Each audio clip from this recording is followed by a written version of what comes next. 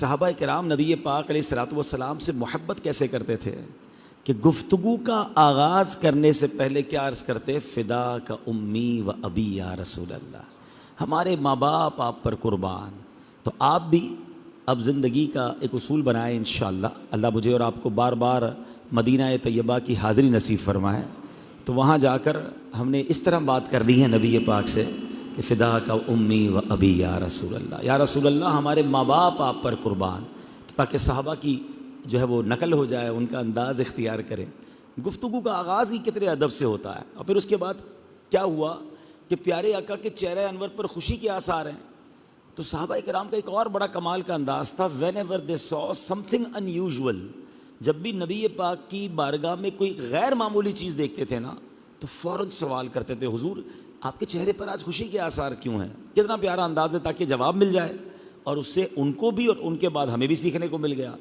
تو نبی پاک علیہ السلام نے فرمایا کہ میرے پاس جبریل امین آئے تھے اور انہوں نے یہ خبر دی کہ یا رسول اللہ صلی اللہ علیہ وسلم، آپ کا کوئی بھی امتی جب ایک بار آپ پر درود پڑھے گا، اللہ قریب اس کے نامہ اعمال میں 10 نیکیاں لکھے گا، اس کے 10 گناہ معاف ہو جائیں گے اور اس کے 10 درجات بلند ہو جائیں گے۔ اب پہلے تو بتائیے کہ درود کون پڑھے گا؟ امتی پڑھے گا۔ ثواب کس کو ملے گا؟ امتی کو ملے گا۔ گناہ کس کے معاف ہوں گے؟ امتی کے معاف ہوں گے۔ درجے کس کے بلند ہوں گے؟ امتی کے۔ خوش کون ہو رہا ہے؟ نبی پاک علیہ السلام۔ سمجھ آ رہی بات؟ کام ہمارا بن رہا ہے، راضی نبی پاک ہو رہے ہیں۔ کتنا پیار ہے ہم سے کہ میرے امتیوں کی بگڑی بن جائے گی، مجھ پر درود پڑھتے جائیں گے، نیکیاں بڑھتی جائیں گی، گناہ معاف ہوتے جائیں گے۔ کیا بات ہے، سبحان، کتنا پیار ہے ہم سے۔ آتا ہے فقیروں پہ انہیں پیار کچھ ایسا، آتا ہے فقیروں پہ انہیں پیار کچھ ایسا، خود بھیک دیں اور خود کہیں منگتا کا بھلا ہو۔ تو ہمیں نبی پاک ہم سے کتنی محبت فرماتے ہیں۔ اچھا، یہاں ایک اور بات بھی سمجھنی ہے، ہم نارملی اس حدیث کی ابھی بھی گہرائی کو نہیں سمجھ پاتے۔ قرآن پاک کی سورہ قارعہ میں ہمیں قیامت کا ایک نقشہ بیان کیا گیا، فَأَمَّا مَنْ ثَقُلَتْ مَوَازِينُهُ فَهُوَ فِي عِيشَةٍ رَاضِيَةٍ۔ قرآن کہتا ہے جس کی نیکیوں کا پلڑا بھاری ہوگا وہ تو چین میں ہوگا، جنت میں ہوگا۔ وَأَمَّا مَنْ خَفَّتْ مَوَازِينُهُ فَأُمُّهُ هَاوِيَةٌ وَمَا أَدْرَاكَ مَا هِيَ نَارٌ حَامِيَةٌ۔ جس کی نیکیوں کا پلڑا ہلکا ہو گیا، اس نے کہاں جانا ہے؟ اس نے جہنم میں بھڑکتی ہوئی آگ میں جانا ہے۔ اب ذرا سوچئے، ایک سوال کروں گا جس کا جواب سچا دینا ہے، آپ نے، مجھے نہیں دینا، اپنے آپ کو دینا، سچا جواب دینا ہے کہ اگر میں آج مر جاؤں، پاسبل تو ہے، ہم میں سے کوئی بھی جا سکتا ہے دنیا سے، تو میری نیکیاں زیادہ ہیں یا میرے گناہ زیادہ ہیں؟ اپنے آپ سے پوچھیں۔ میں اپنی بتا دیتا ہوں کہ مجھے یہ پتا ہے کہ گناہ بہت ہیں، نیکیاں قبول ہوئی کہ نہیں اس کی تو گارنٹی ہی نہیں ہے۔ تو اب کیسے پتا چلے گا کہ ہمارے تو گناہ زیادہ ہیں؟ تو قرآن کا تو یہ فیصلہ ہے، جزاک اللہ، قرآن کا تو یہ فیصلہ ہے، اب ایڈجسٹ کرنے کی رہنے بس، قرآن کا تو یہ فیصلہ ہے کہ نیکیاں زیادہ ہوئی تو جنت میں جانا ہے، گناہ زیادہ ہوئے تو دوزخ میں جائے گا۔ اور یہ بھی بتایا گیا کہ ایسے لوگ بھی ہوں گے جو ایک ایک نیکی کے لیے مارے مارے پھریں گے، والد کے پاس جائیں گے، بیٹے کے پاس باپ جائے گا، دوستوں کے پاس جائیں گے، کوئی نہ نیکی لے گا نہ کوئی اپنا ہمارا گناہ اپنے سر لے گا۔ تو بیلنس شیٹ سیٹ کیسے ہوگی؟ قرآن نے تو فیصلہ کر دی ہے، نیکیاں زیادہ والا ہی جنت میں جائے گا، گناہ زیادہ والا دوزخ میں جائے گا۔ تو اب اس سینیریو میں درود پاک کی اہمیت سمجھو کہ ہر درود پاک 10 نیکیاں بڑھا رہا ہے، 10 گناہ ڈیلیٹ کر رہا ہے۔ اکاؤنٹس آتا ہے، ایک بیلنس شیٹ کو کس زبردست طریقے سے مینج کر رہا ہے کہ جتنے درود میں پڑھتا جاؤں گا، ایک تو ہر درود پر 10 گناہ بڑھ رہے ہیں، ہر درود 10 نیکیاں بڑھ رہی ہیں، اور ہر درود پر 10 گناہ ڈیلیٹ ہو رہے ہیں۔ سبحان اللہ، پھر مجھ جیسے گناہ گار کو تو کتنی درود پڑھنے چاہیے۔ تو رمضان میں ایسی عادت بنا لیں اور پھر رمضان کے بعد بھی اس کو کیری کریں۔ اللہ مجھے بھی آپ کو بھی کثرت سے درود پاک پڑھنے کی توفیق عطا فرمائے۔ آئیے مل کر محبت کے ساتھ با آواز بلند درود پاک پڑھ لیں۔ صلو علی الحبیب صلی اللہ تعالی علی محمد صلی اللہ علیہ وسلم۔ آج میں نے آپ کو ایک حدیث اور اس کے تحت چند باتیں عرض کرنی ہیں۔ کمال حدیث ہے، ویسے تو میرے آقا کا ہر جملہ ہی، ہر لفظ ہی کمال ہے، مگر اس حدیث کا کمال یہ ہے کہ اس حدیث کو علماء کرام نے one of the most important حدیثوں میں شمار کیا۔ یعنی وہ کہتے ہیں نا، کوزے میں دریا کو بند کر دینا۔ 2 لفظ ہیں، حدیث کے لفظ بھی 2 ہی ہیں، ناٹ ویری بگ لائن، 2 لفظ، سبحان اللہ. اور کیسے کمال کے 2 لفظ ہیں کہ اس پر گھنٹوں مہینوں باتیں کی جائیں پھر بھی بات پوری نہیں ہو رہی. سیدی اعلیٰ حضرت لکھتے ہیں نا، میں نثار تیرے کلام پر، میں نثار تیرے کلام پر، ملی یوں تو کس کو زبان نہیں، وہ سخن ہے جس میں سخن نہ ہو، وہ بیان ہے جس کا بیان نہیں. تو ایسا کمال کا بیان ہوتا تھا میرے آقا کا. حدیث کیا ہے؟ الدین النصیحہ، بس 2 لفظ. دین خیر خواہی کا نام ہے، اس کا اردو ترجمہ کیا ہے؟ دین خیر خواہی کا نام ہے. الدین النصیحہ یاد بھی کر لیں. چلیں ایک حدیث آپ کو فوراً یاد ہو گئی. 40 حدیثیں یاد کرنے کی فضیلت الگ ہے، تو کم از کم جو مختصر حدیثیں ہیں وہ تو یاد کر لینا، وہ عربی زبان میں یاد ہو جائیں گی. تو ایک حدیث کیا ہے، مل کر پڑھ لیں. الدین النصیحہ، الدین النصیحہ، الدین النصیحہ. ایک اور بڑی پیاری حدیث ہے، عربی میں مختصر ہے، آپ میں سے کئیوں کو یاد بھی ہوگی. انما الاعمال بالنیات، اعمال کا دار و مدار نیتوں پر ہے. اس طرح مختصر حدیثیں ماشاءاللہ تلاش کر کے 40 حدیثیں یاد کریں. اس کی الگ فضیلتیں ہیں، اس میں رب تعالیٰ کی رحمت کے وعدے ہیں، تو اس کو بھی پڑھ لیں. اچھا اب آتے ہیں کہ عربی میں نصیحت کہتے ہیں خالص ہونے کو، یعنی دین خالص ہونے کا نام ہے. تو صحابہ کرام نے نبی پاک سے عرض کی، حضور یہ دین خالص ہونے کا نام ہے، اس کی کیا معنی ہے، اس کی ڈیٹیل کیا ہے؟ تو نبی پاک علیہ السلام نے فرمایا، 5 چیزوں کے بارے میں فرمایا. آقا نے فرمایا للہ، یعنی اللہ کے لیے خالص ہونا، ولی کتابہ، اللہ پاک کی کتاب کے لیے خالص ہونا، ولی رسولہ، اس کے رسول کے لیے خالص ہونا. نمبر 4 والائمۃ المسلمین، مسلمانوں کے آئمہ یعنی علماء کرام، اولیاء کرام، مفتیان کرام جو امت کے پیشوا ہیں، ان کے لیے خالص ہونا. وعامتہم، اور عام مسلمانوں کے لیے خالص ہو جانے کا نام دین ہے. ہم سب دین کے پیروکار ہونے کا دعویٰ تو کرتے ہیں، مگر کیا ان 5 چیزوں میں ہم خالص ہیں؟ اسپیشلی تو میں قرآن پر بات کروں گا، مگر مختصراً ان 5 چیزوں پر بات کر لیتے ہیں. سب سے پہلے اللہ کے لیے خالص ہونا. اب اللہ کے لیے خالص ہونا کیا ہے؟ بھائی ہم سارے رب کو اپنا رب مانتے ہیں، اللہ کو اپنا خالق و مالک مانتے ہیں، ایمان رکھتے ہیں، بالکل ٹھیک ہے، مگر کیا واقعی اللہ کو دل سے رب مانتے ہیں؟ دل سے رب ماننا کیا ہے؟ اللہ کے رب ہونے پر کتنا یقین ہے؟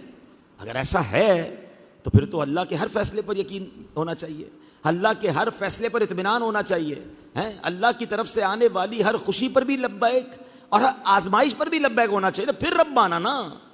بندگی کیسی ہے ہماری؟ بندگی ہوتی کیسی ہے؟ ایک غلام نے حضرت ابراہیم بن ادھم کے سامنے ایسا کام کیا کہ آپ بھی شوق ہو گئے. ہوا کیا؟ حضرت ابراہیم بن ادھم تو بہت بڑے اللہ کے ولی ہیں. ایک بار بازار میں گئے ایک غلام کو خریدنے.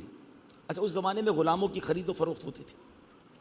غلام پرچیز کر لیا، پرچیز کر کے اس کو پوچھتے تمہارا نام کیا ہے؟ کہا حضور آج سے آپ جس نام سے پکاریں وہی میرا نام ہے. میں تو غلام ہوں نا، آپ آقا ہیں، آپ جس نام سے پکاریں آج سے وہی نام. کھانا کیا کھاتے ہو؟ جو آج کے بعد آپ کھلائیں گے وہی میری خوراک ہو گئی.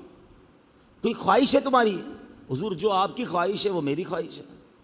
اب وہ اللہ والے تھے نا، وہ غلام کی باتیں سن کے حیران ہو گئے، بے قرار ہو گئے کہ یہ غلام ہو کر میرے ساتھ یہ انداز اختیار کیے ہوئے ہے. میں اپنے رب کا بندہ ہوں، کبھی رب سے ایسا کنیکشن کریٹ ہوا ہے؟ بتاؤ نا.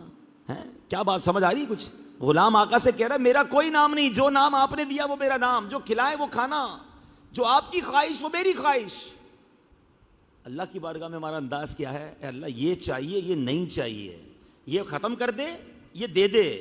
ہماری تو ڈیمانڈیں خختم نہیں ہو رہی نا. ہم اللہ سے کیا دعائیں کرتے ہیں؟ کبھی غور کریں، اس پوری دعا کو اگر ایکسٹریکٹ کریں نا تو ہم اللہ سے یہ کہہ رہے ہوتے اللہ اس حال میں رکھ جس حال میں راضی ہوں. یہ ختم کر دے پرابلم، بیماری دور کر دے، اور یہ والا مال دے دے. یہ والا فلیٹ نہیں بک رہا، یا اللہ جلدی بک جائے، وہ والا پلاٹ جلدی مل جائے. اپنی تو پوری لسٹ ہے نا، ہماری تو لسٹ اللہ سے چل رہی ہے. اللہ یہ چاہیے، نہیں چاہیے، یہ واپس ہو جائے، یہ مل جائے. تو اس کا مطلب کیا ہوا کہ میں جس میں راضی ہوں اے اللہ وہ دے دے. اللہ والے اللہ سے پتہ کیا کہتے ہیں؟ اے اللہ اس حال میں مت رکھ جس میں میں راضی، اس حال میں رکھ جس میں تو راضی ہے. اور اگر تو میرے دکھ میں راضی تو میں دکھ میں بھی راضی ہوں. یہ ہے بندگی، یہ ہے خالص ہونا رب کے لیے. ہم تو اللہ سے بھی کنڈیشنیں کر رہے ہوتے یہ کام ہوگا تو پھر یہ کروں گا، میرا پہلے یہ کام کر دے اس کے بعد یہ والی نیکی شروع کروں گا. یہ اچھا اس کو نا دنیاوی ایگزامپل سے سمجھو. آپ کے گھر میں 2 بیٹے ہوں. ایک بیٹا جو ہے وہ آپ کو روز ڈیمانڈ کرتا ہو ابو نیا موبائل چاہیے ہیں نئی موٹر سائیکل چاہیے، ابو اب تو موٹر سائیکل پرانی ہو گئی، گاڑی چاہیے، ہیں دوست نے فلاں دوست نے گھڑی لے لی ہے، مجھے بھی وہ گھڑی چاہیے، اسکول کے سارے دوست گھومنے جا رہے ہیں، میں نے بھی جانا ہے گھومنے کے لیے، اس کی ڈیمانڈ ہی ختم نہیں ہوتی. اور دوسرا بیٹا ہے، آپ اس سے پوچھے بیٹا تجھے کیا چاہیے؟ مجھے کچھ نہیں چاہیے، جس میں آپ راضی اس میں راضی. ارے بھائی اتنا مانگتا تو بھی تو کچھ لے لے، مجھے کچھ نہیں چاہیے، جس میں آپ راضی جو دیں گے میں راضی.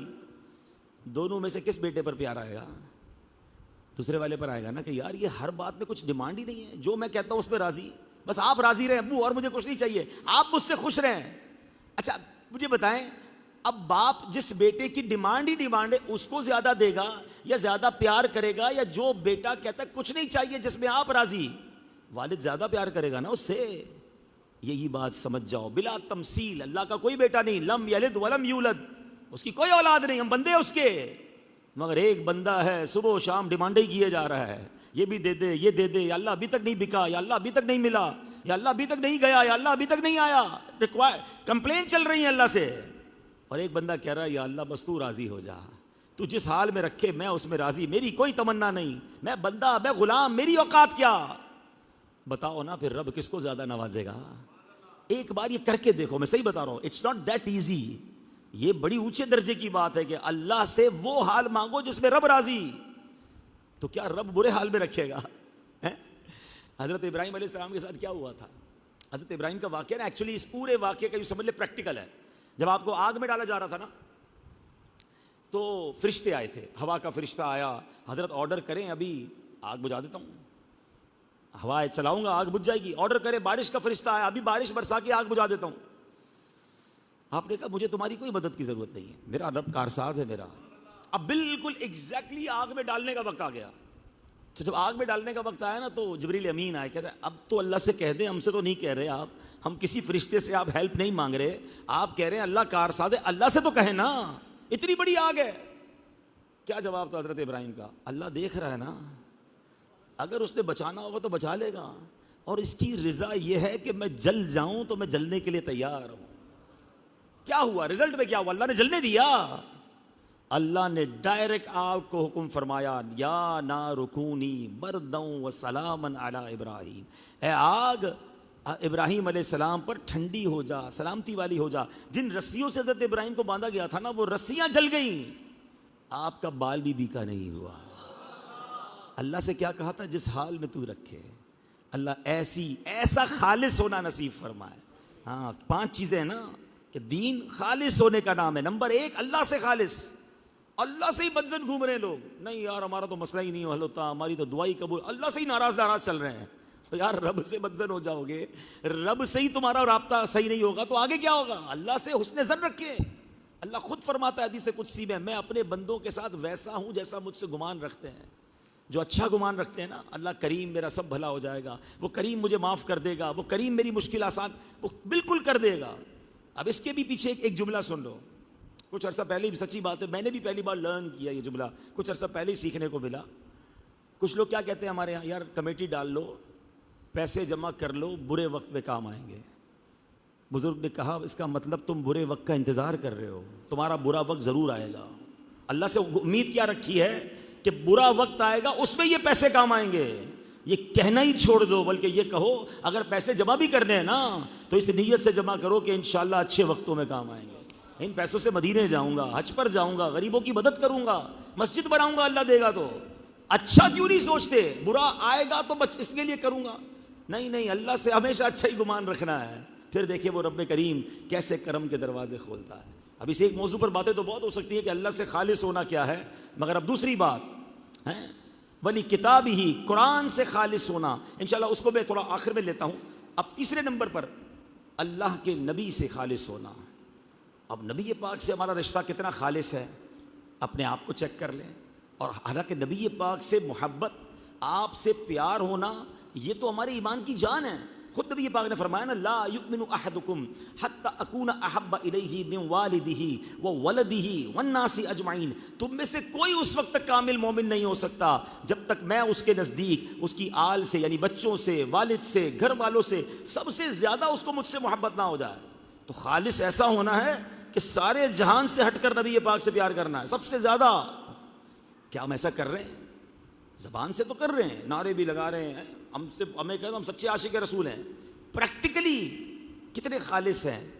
پریکٹیکلی وہ خالص ہوتا ہے کہ جس کے کردار میں نبی پاک کی سنتیں چھلکتی ہونا، جس کے انداز سے پتہ چلے کہ نبی پاک کے ساتھ کتنا خالص رشتہ ہے. حرام روزی آئے تو اسے چھوڑ دے، بری باتیں آئیں تو اسے چھوڑ دے، نہیں، نبی